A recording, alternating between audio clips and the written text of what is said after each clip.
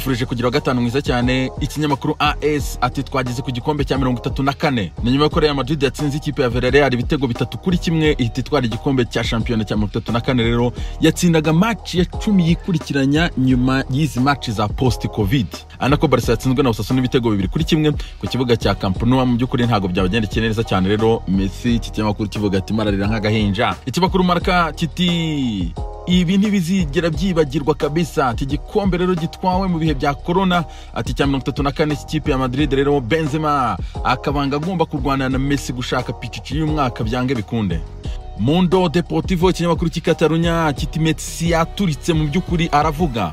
Messi rero yagize ibyo atangaza nyuma y'uko bamaze gutsindwa n'ikipe ya Osasuna ibitego 1-1. Ati ibintu arabivuze ati nituramuka dukomeje gutya ati ntacyo tuzakora nta nicyo tuzanakora ku mugabane w'Uburayi, nta gikombe na kimwe tuzatwara.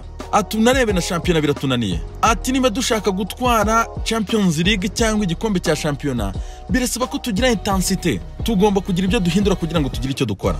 Argentine rero akaba yababaye cyane kabisa ni mugoroba.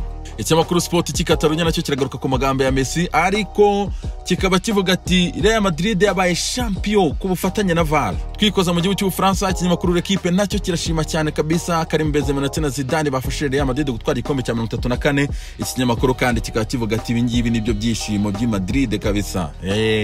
Gishimira Benzema ndetse na Zinedine Zidane. Ikinyamakuru L'Equipe kandi cyatubwira ko Bouna Sarr wa Marseille kabisa agomba kwerekeza mu gihugu cya Espagne.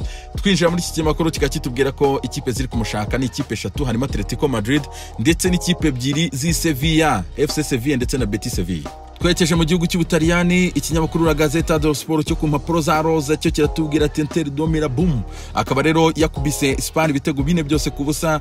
Nerazzurri ikabiri kurushwa amanota 6 gusa n'ikipe ya Juventus yobaye shampiyona. Ibitego bya Candreva, Biraghi, Sanchez ndetse na Gagliardini akaribyo byafashije Conte rero kugira nibura inzozi zo kuba yakagera ku gikombe cya shampiyona. Hasigaye iminsi 5 shampiyona ikarangira akaba rero Inter ifite icyizere nyuma yuko Juve ifite shock ikomeye cyane ku munsi wo kwa mbere n'ikipe ya Lazio. Tuttosport yo ikabivuga ati ni igikombe Scudetto cyangwa ugahita uca ukagenda.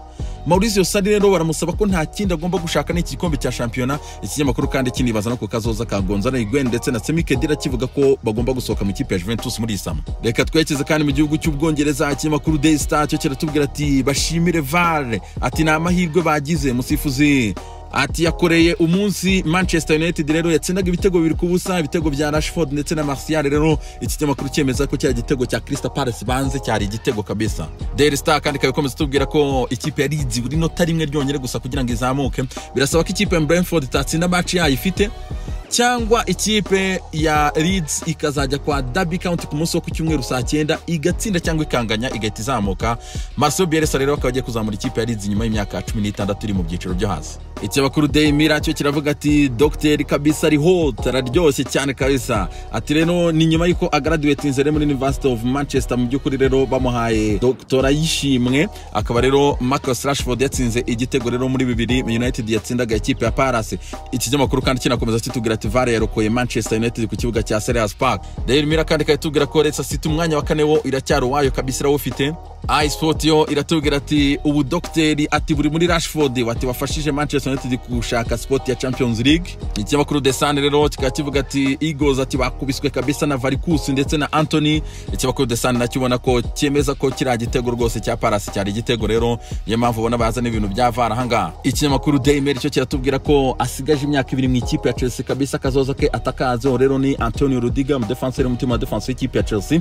Aka rero turindiye tukareba rero uburyo ibintu bizagenda nimba bari mu amasezerano cyangwa se bakaba bari mu nzira zo kurekura Antonio Rudiger agasohoka mu ikipe ya Chelsea. Les amis mukomeze kugira ibihe byiza cyane aho muri hose.